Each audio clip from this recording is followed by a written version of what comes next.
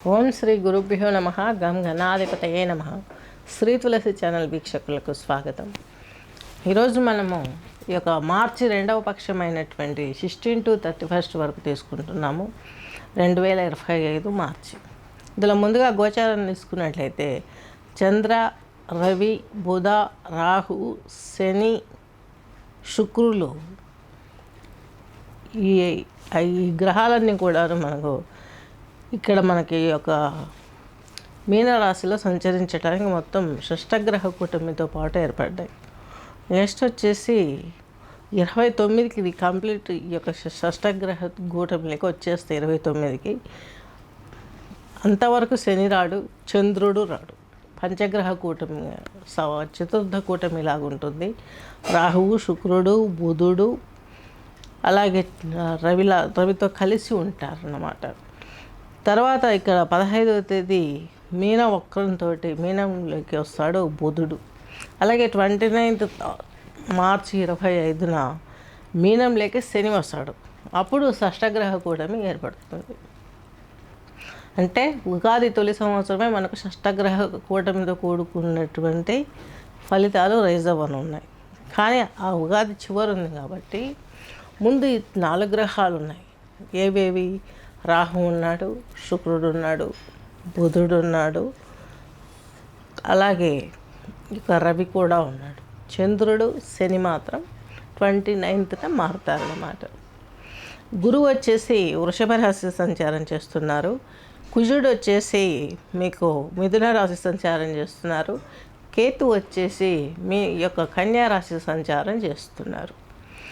ఈ గోచారాన్ని అనుసరించి మీకు చెప్పే ఫలితాలన్నీ కూడాను 50-50 ఫలితాలను ఇస్తాయి. అదే మీ వ్యక్తిగత జాతకాన్ని పరిశీలింప చేసుకున్నట్లయితే మీ లగ్నము, గ్రహ దశలు, గ్రహస్థితులు ఇవన్నీ కూడా మీకు చక్కని రిజల్ట్ ఇవ్వడానికి ఎంతగానో ఉపయోగపడతాయి. నెక్స్ట్ వచ్చేసి మనకు వృషభ రాశికి తీసుకున్నట్లయితే మీ రాశిధిపతి షష్టాధిపతి అయినటువంటి శుక్రుడు వక్రించి మీనరాశిలో మీకు ఉచ్చలో ఉన్నారు. నెక్స్ట్ మీకు ద్వితీయాధిపతి పంచమాధిపతి అయినటువంటి బుధుడు కూడా వక్రించి మిథునంలో ఉన్నారు. ఈ యొక్క ప్రభావం అనేది మీకు ఎలా ఉంటుంది? స్పెషల్గా తీసుకున్నట్లయితే మీకు ఈ యొక్క పక్షం రోజుల్లో పక్షం మొదలవ్వగానే వక్ర బుధుడు మీకు మీ యొక్క లాభస్థానానికి చేరుకున్నాడు. అక్కడ ఆల్రెడీ రాహువు, శుక్రుడు, నెక్స్ట్ వచ్చేసి రాహువుతో కలిసి ఉన్నారు చతుర్గ్రహ కూటమిలో. అలాగే వీరితో కలిసి ఉండడం మూలంగా మీకు లాభంలో శుక్రుడు ఎంతో మంచి క్లారిటీగా లాభాలు ఇవ్వడానికి వడ్డీ వ్యాపారం కానీ, షేర్స్ డీలింగ్స్ కానీ, వ్యవసాయ రంగం కానీ, అలాగే కన్స్ట్రక్షన్స్, కళలైన ఆసక్తి గల వారికి కానీ మంచి ఫలితాలు ఇచ్చే అవకాశాలు స్పష్టంగా వచ్చాయి. శత్రు రుణ రోగ దోషాల నుంచి బయటపడగలుగుతారు. నెక్స్ట్ వచ్చేసి మీకంటూ ఒక వ్యాపకాన్ని పెట్టుకొని దానిలో మీకంటూ ఒక అభివృద్ధిని చూస్తారు. మీరు అధోపాతాల నుంచి ముందడుగు వేయగలిగినంత సామర్థ్యం కలిగి ఉంటారు. వివాహాది కార్యక్రమాలు మీకు జరగటానికి మంచి తొందరగా మూమెంట్ జరగటానికి మీకు జరుగుతుంది. మంచి ఫలితాలను వచ్చే అవకాశాలు ఉన్నాయి. ఎప్పటి నుంచో సంబంధాలు చూస్తున్న వారికి సంబంధాలు కుదరకపోవడం, నెక్స్ట్ అలాంటి వారికి అందరికీ కూడాను మంచి ఫలితాలు రావడానికి ఈ గోచారం అనేది ఎందుకైనా సమగ్రత గల ఫలితాలను ఇస్తుంది. అలాగే వ్యవసాయ రంగంలో ఉన్న వారికి కూడా మంచి ఫలితాలు వచ్చే అవకాశాలు స్పష్టంగా గోచరిస్తున్నాయి.